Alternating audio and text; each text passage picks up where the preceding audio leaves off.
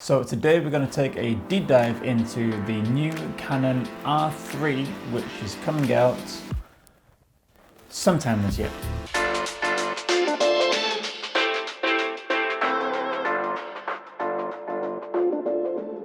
I've recently been looking at buying a new camera, and the one camera that keeps on catching my eye is the new Canon R3. It is the latest in the line of the new Canon cameras. We've had the Canon R6 and the Canon R5.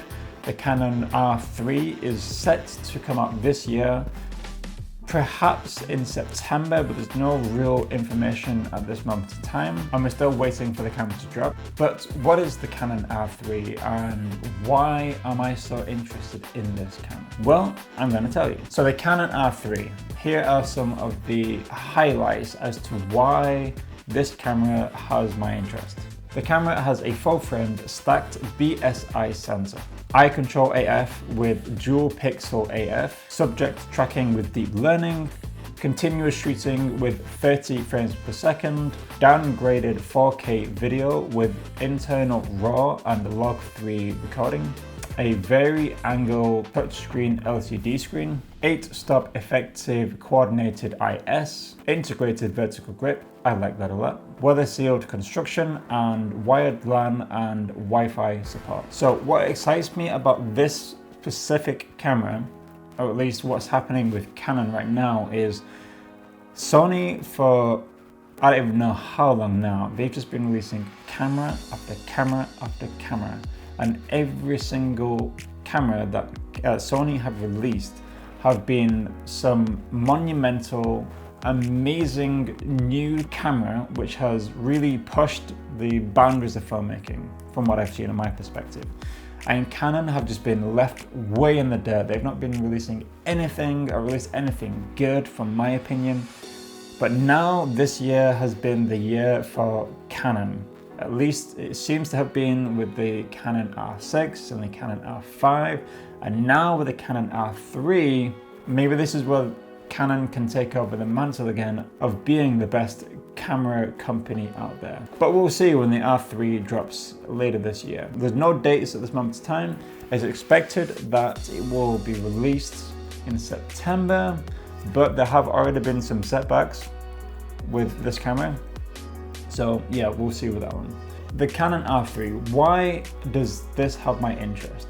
First, it has a vertical grip integrated into the body. For me, I'm such a big fan of cameras with that kind of body, and that's something that I'm really missing with the Sony range. Everything is much smaller and compact, which is great, but when it comes to photography, I love the tactile feel of the vertical grip. And with that, I'm actually loving the new texture design of the Canon R3. I feel like Canon's been in need of having an update for such a long time when it comes to their design, and I think they have done something really good with the Canon R3. For me, the texture and the design looks really good in the Canon R3. I really like that.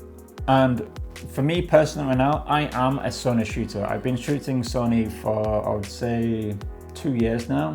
I was Canon and I switched over to Sony, and I'm looking at the market at the moment on what camera to buy, and I am really 50-50. I'm quite torn with my Sony and with my Canons, and the question is, do I go for something like a Sony A7 Mark III? Do I go for, it's old school, but a Canon 1D Mark III? Or do I go straight to the best cameras available right now, such as the Sony A1, the Sony FX3, or the Canon R6, or the Canon R3? That's the new camera that's coming out. So it's a question of, does this camera fit my needs as a filmmaker?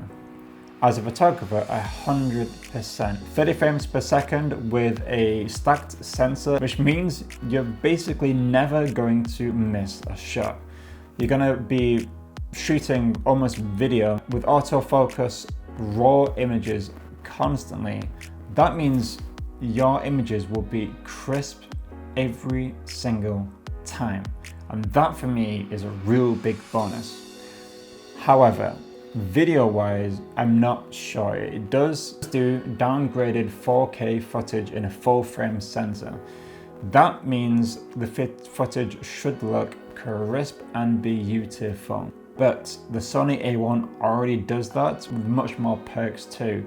And if I wanted to go more cinematic and more film, then there's the Sony FX3 there as well. So I'm torn. I'm not too sure what to do, especially with the cameras that are available. Even the old school cameras, even like the Sony A7 Mark II, it's a few years old, but also price point wise, do I go for the Sony A1, which is 7,000 euros, or do I go for the Sony A7 Mark II, which is 700? Yes, the A7 Mark II isn't 4K. However, it does the job for now in what I'm doing right now. So I don't know.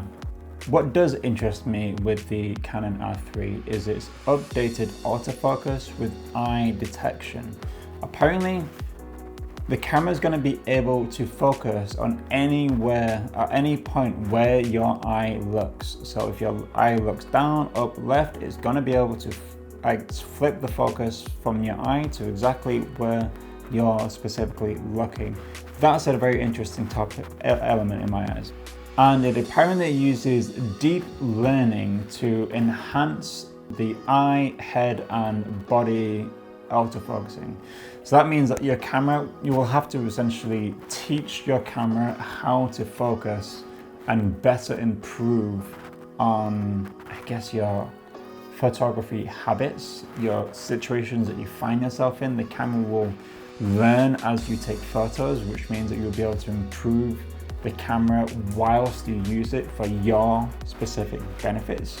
I find that quite interesting. And another very big point is its low light capabilities. It has the ability to autofocus on a very low light situations. It can go down to an EF-7 or even more. And that means even in crazy dark situations, you're going to be able to focus and achieve the shots that you want.